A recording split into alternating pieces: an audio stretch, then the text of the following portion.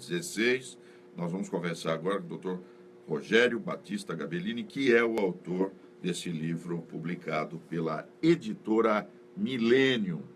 Está aqui para você conferir.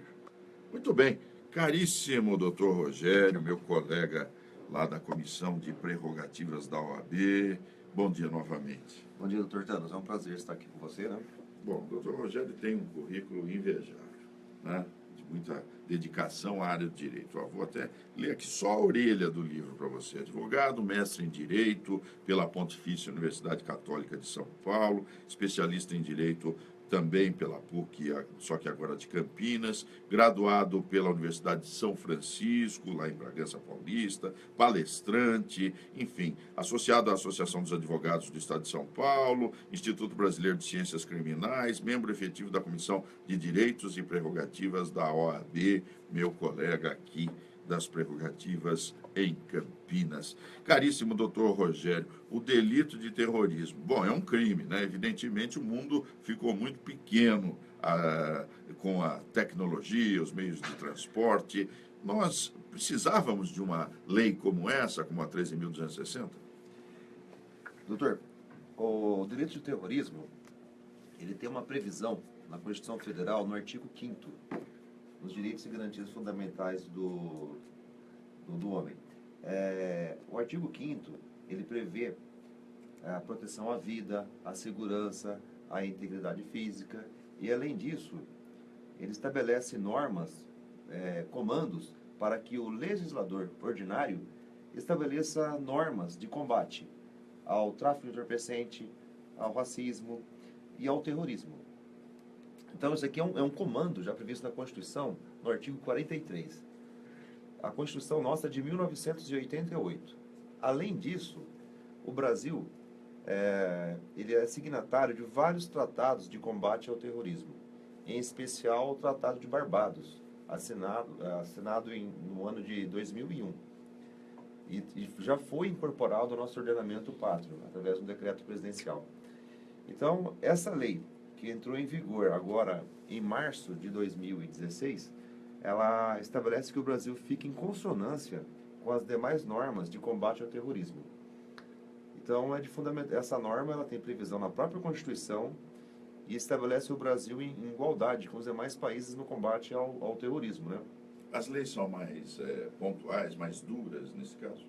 Então, a lei de... As penas, né? Então, o crime de terrorismo, ele possui um caráter endurecedor nas doutrinas internacionais.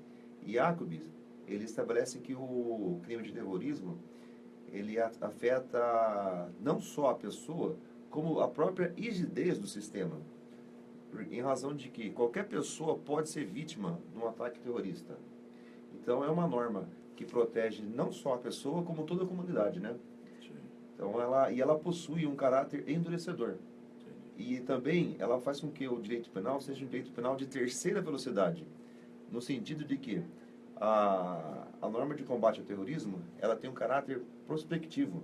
Ela visa inibir os atos de terrorismo. Ela já antecipa uma conduta do direito penal para inibir. E as penas, realmente, elas são de caráter endurecedores, tá? Penas de 15 a 30 anos de reclusão, justamente para poder garantir que o direito penal garanta a rigidez do próprio sistema. Agora, com relação exatamente a essa questão da tipificação do terrorismo, né?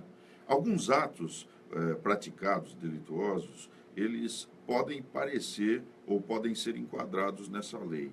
Eu quero me referir, por exemplo, quando nós tivemos no Rio de Janeiro, há pouco tempo atrás, não me lembro exatamente o ano, um garoto endoidou, pegou lá um equipamento, uma arma, entrou numa escola e fez reféns, não me lembro exatamente se houve mortes, mas enfim, foi um ato aparentemente isolado de um indivíduo, um ato criminoso. Esse ato se enquadra dentro desse perfil do terrorismo previsto pela lei? O delito de terrorismo, ele tem uma previsão expressa, né? O divisor das águas que separa o terrorismo dos demais crimes é justamente a finalidade e o propósito do agente. ele tem que agir com o dolo específico, a motivação específica de fazer um atentado com finalidade religiosa, finalidade xenofóbica, política,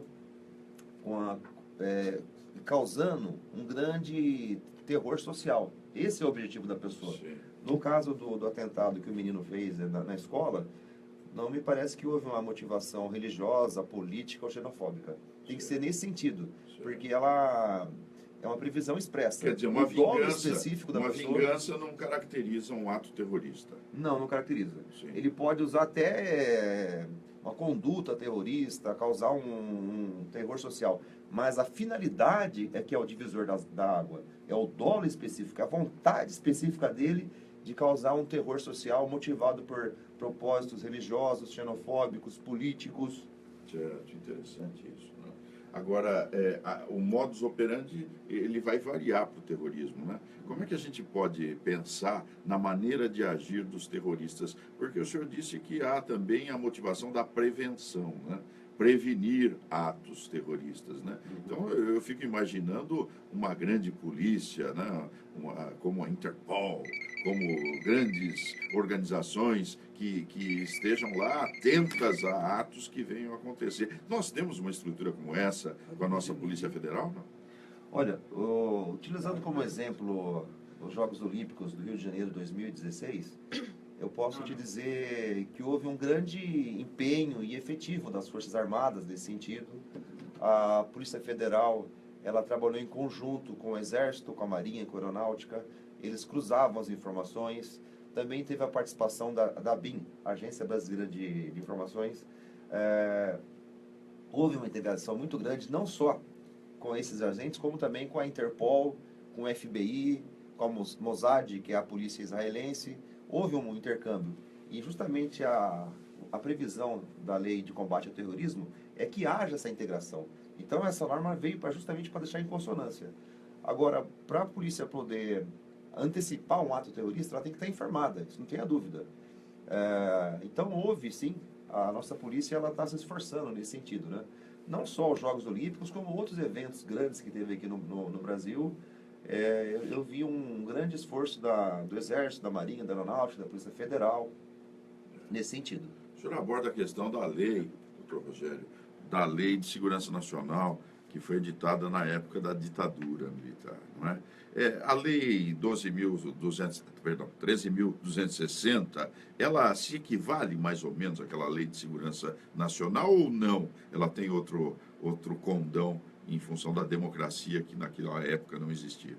Então, a Lei de Segurança Nacional, ela recebeu muita crítica em relação ao crime de terrorismo. Em razão do artigo 20 da Lei de Segurança Nacional, ela cita uma expressão vaga e genérica, atos de terrorismo.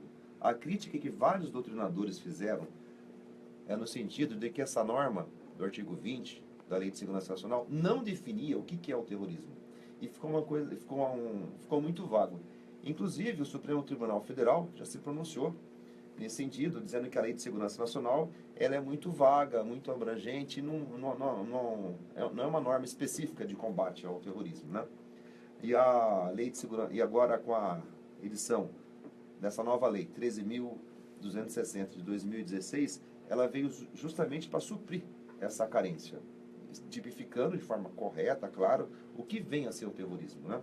Perfeito. Agora, na prática, como é que isso vai ser caracterizado? Nós sabemos que nós temos as delegacias, vamos lá, vamos fazer um boletim de ocorrência, haverá, quando há um delito, né, uma lesão corporal, um crime qualquer, haverá aí um inquérito policial para apurar quem praticou ou não. As delegacias são competentes para responderem à altura a uma lei desse porte?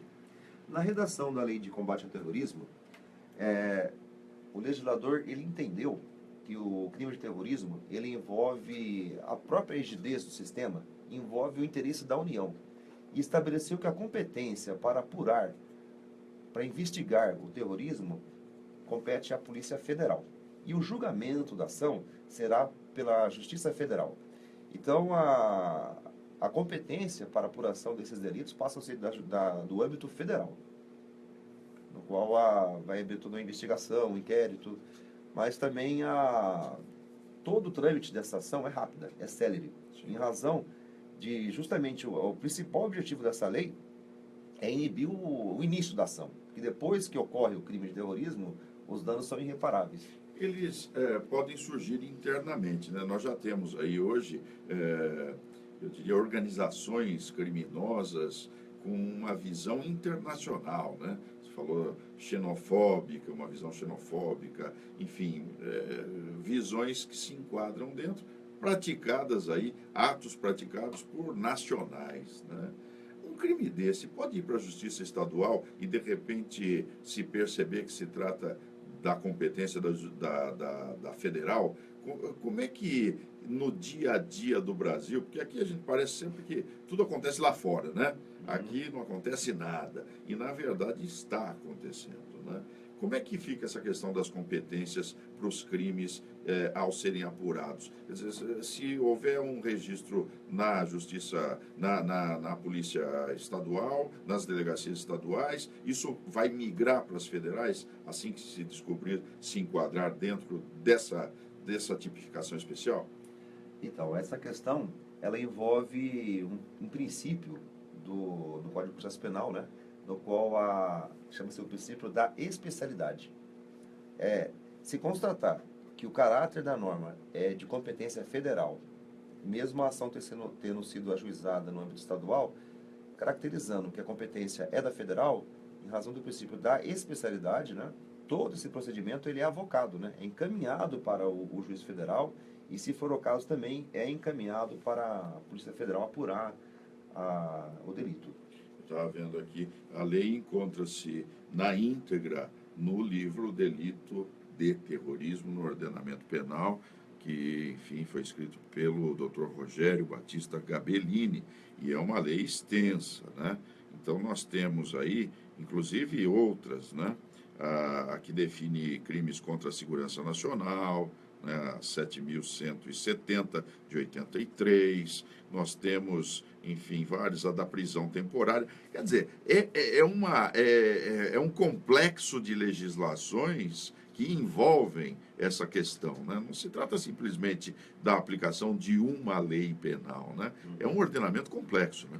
É complexo, no sentido de que todo esse ordenamento ele está regido, né? Ele está ancorado na Constituição Federal. A Constituição Federal ela é o princípio de todo esse ordenamento. Existem várias leis, a prisão temporária, prisão preventiva, lei dos crimes hediondos, mas uma correta leitura a lei de segurança nacional, a própria lei de combate ao terrorismo, toda essa leitura tem que ser feita com base no texto constitucional para você poder fazer uma correta interpretação. Tudo ancorado nas regras do Estado Democrático de Direito. O Código Penal vai sofrer alguma alteração significativa? Qual é a sua visão com relação ao futuro? Então, existe um projeto tramitando pelo Senado para apresentar um novo Código Penal. Segundo a comissão, foi eleita uma comissão de notáveis juristas para elaborar um novo Código Penal. E a visão da comissão foi em apresentar um novo Código Penal com a intenção de agrupar diversas leis esparsas em um único código. A comissão entendeu que o nosso Código Penal de 1940 está defasado, no sentido de apresentar um caráter endurecedor para certos delitos, em outro sentido é pendular, que flexibiliza. Então, para evitar todo esse confronto, esse conflito, eles resolveram agrupar tudo no mesmo Código Penal. Ficou um código grande. Inclusive, o delito de terrorismo ele tem previsão no novo Código Penal de 2012. Mas está em andamento ainda. Está tramitando, né? Está tramitando. Tem previsão para isso? Ainda não. Não, né? E o senhor acha que as mudanças vão ser muito radicais, doutor Rogério? No sentido de adequar a nossa realidade, sim. Eu espero só que no sentido benéfico. Eu espero que caia o desacato para o advogado, né? Sim. Porque o desacato para o advogado é uma espada no peito da militância, da advocacia, né? Com certeza. O desacato é uma figura, eu mesmo já respondi vários, muitas vezes de forma injusta, né? Quando a autoridade se vê acuada, ela saca o desacato como uma forma para conter direitos até, né? E, claro, evidentemente que nós temos a voz de prisão, que nós sempre fizemos uso, né? Uhum. Quando recebi também dei voz de prisão. Com certeza. Né? E isso é fundamental para o advogado, porque o abuso de autoridade em função desse dispositivo prejudica a advocacia no Brasil. Né? A autoridade pensa que é mais que o advogado. E não, estamos todos lá no mesmo patamar para cumprir com a nossa missão de justiça, não é, doutor? Com certeza, porque o advogado ele está previsto no próprio texto constitucional, no seu artigo 133. O advogado ele é essencial para a justiça e você não pode fazer justiça sem um advogado, não tenha dúvida. E, infelizmente, existem autoridades que passam por cima disso. Acham Mas que só são... que elas passam por cima e, ao mesmo tempo, elas respondem pelo crime de abuso de autoridade. Exatamente. Porque ela está cerceando uma profissão. Eu falo para os meus alunos, se receber uma voz de prisão de uma autoridade no exercício da atividade profissional, dê a voz de prisão por abuso de autoridade, né? A vantagem é que o nosso crime é afiançável, o da autoridade que o pratica, não. Né? Então, essa é uma diferença significativa. Agora, eu espero que no novo Código Penal alguém se lembre dessa bobagem intimidadora, legal, e risque do Código isso que vem macular a Advocacia Nacional. Né? Vamos ver o que vai acontecer. Caríssimo, acha oportuna essa lei? Gostaria que tecesse algumas considerações, porque o senhor é um estudioso de algo que eu acho que daqui para frente vai ser muito significativo para o país. Nós estamos com as fronteiras aí abertas. O Brasil, quer dizer, abertas é uma figura, mas é uma figura que a gente tem que levar com muito cuidado, né? Porque no Brasil tudo acontece, tudo pode acontecer, né? Viracopos é uma porta para o planeta. Um avião sai, não sei de onde, se descer aqui, nós precisamos ter meios de proteção para que nós, enfim, não sejamos aí pontes do terrorismo no mundo, né? Com certeza. Então, eu gostaria que o senhor fizesse uma consideração sobre essa sua obra, acho fundamental, né? Nós vamos sortear durante a semana, na sexta-feira que vem, vamos sortear 5 livros aqui do Dr. Rogério Batista Gabellini, que estará à disposição dos alunos, dos estudantes que nos acompanham sempre no Direito Nosso de Cada Dia. A palavra é sua, então, mestre. Opa, obrigado. A importância dessa norma, ela já estava prevista na nossa Constituição desde 1988. Por que somente agora, em 2016, essa norma entrou em vigor? Depois de muito tempo. As nossas autoridades, elas viam o terrorismo com muita cautela, no sentido de achar que os problemas da fronteira, conforme o senhor mencionou, envolviam apenas o crime organizado, e não que era um paraíso para os terroristas. As nossas autoridades viam isso, que os problemas das fronteiras era relacionado apenas ao crime organizado e não ao terrorismo. Tráfico de droga, tráfico de armas, contrabando de cigarro, essas coisas. Essa era a visão das autoridades. Só que, em 1993, a Argentina ela sofreu um atentado terrorista muito grave.